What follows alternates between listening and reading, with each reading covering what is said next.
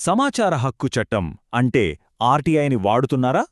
అయితే ఏదో ఒక సమయంలో ఈ మాట తప్పకుండా వినే ఉంటారు. Third party information. ఈ ఒక్క సాకుతో ఎన్నో దరఖాస్తులు ఆగిపోతుంటాయి. సో ఈరోజు మనం ఆర్టీఐ చట్టంలోని సెక్షన్ 11 వెనుక ఉన్న అసలు కథేంటో కేల్చేద్దాం. సారీ అండి, ఇది థర్డ్ పార్టీకి సంబంధించిన సమాచారం మేమివ్వలేం. ఈ ఒక్క మాట వినగానే చాలామందికి ఇక మన అప్లికేషన్ పనైపోయిందనిపిస్తుంది. కాని ఆగండి, అసలు కథ ఇక్కడే మొదలవుతుంది. ఎందుకంటే వాస్తవం అది కాదు. ఈ థర్డ్ పార్టీ అనే పదాన్ని అధికారులు తరచుగా సమాచారం ఇవ్వకుండా ఆపడానికి ఒక ఆయుధంలా వాడుతుంటారు. కాని నిజానికి అది ఒక అడ్డుగోడ కాదు. చట్టం ప్రకారం అదొక పద్ధతి, ఒక ప్రాసెస్ మాత్రమే. మనం అందరం గుర్తుపెట్టుకోవాల్సిన కీలకమైన విషయమేంటంటే, సెక్షన్ 11 అనేది సమాచారాన్ని తిరస్కరించడానికి కాదు. అది ఒకవేళ థర్డ్ పార్టీకి సంబంధించినదైతే దాన్ని ఎలా ఇవ్వాలో చెప్పే ఒక ప్రక్రియ.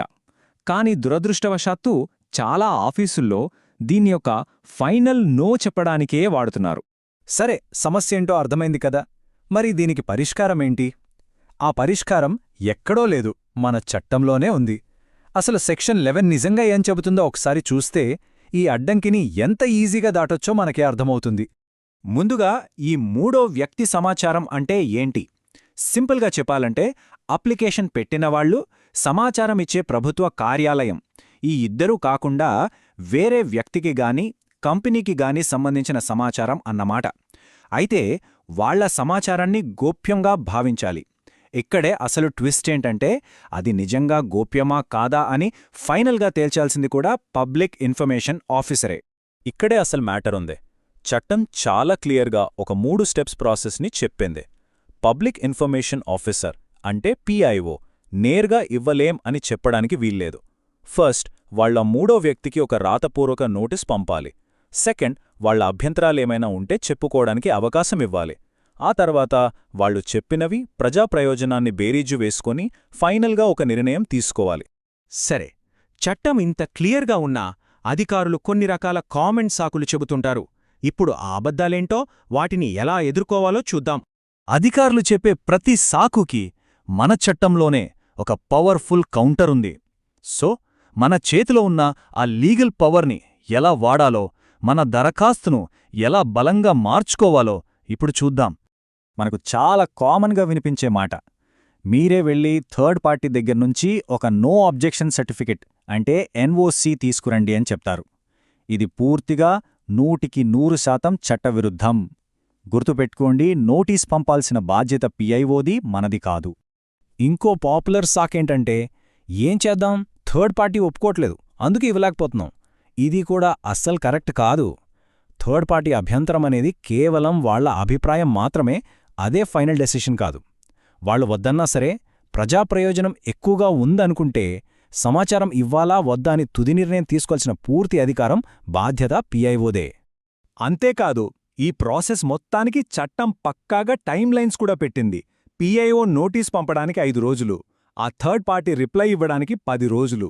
మొత్తంగా పిఐఓ ఫైనల్ డెసిషన్ చెప్పడానికి 40 రోజుల టైం మాత్రమే ఉంటుంది. ఈ నంబర్స్ చాలా ముఖ్యం, బాగా గుర్తుపెట్టుకోవాలి.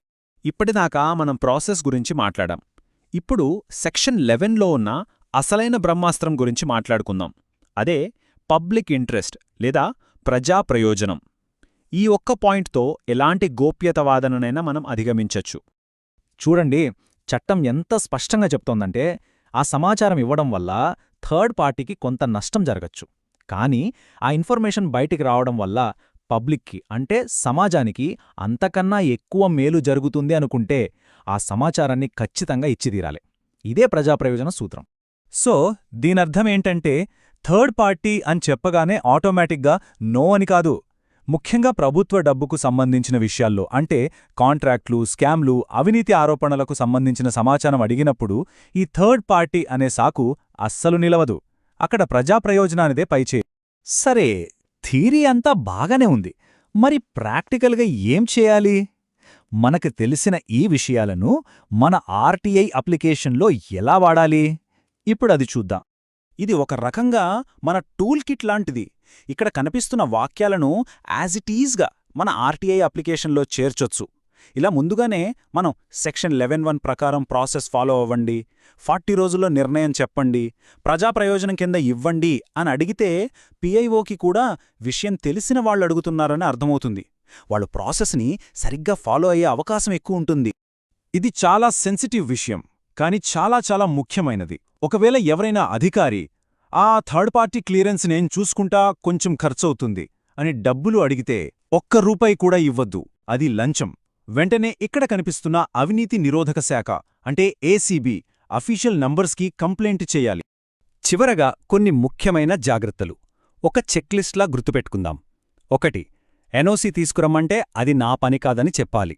2. పర్సనల్ డీటెయిల్స్ కాకుండా ప్రభుత్వ ఖర్చులు, నిర్ణయాలకు సంబంధించిన రికార్డులనే అడగాలి. 3. 40 రోజుల గడువు దాటితే అది మన అపీల్కి ఒక బలమైన ఆధారం. అన్నింటికన్నా ముఖ్యం, ప్రతి సమాధానాన్ని రాతపూర్వకంగానే అడగాలి. ఫోన్లో చెప్పింది లెక్కలోకి రాదు. సో ఫైనల్గా మనం గుర్తుంచుకోవాల్సిందేంటంటే, సెక్షన్ 11 అనేది మన దారికి అడ్డుగా కట్టిన గోడ కాదు, అది చట్టం పెట్టిన ఒక గేటు.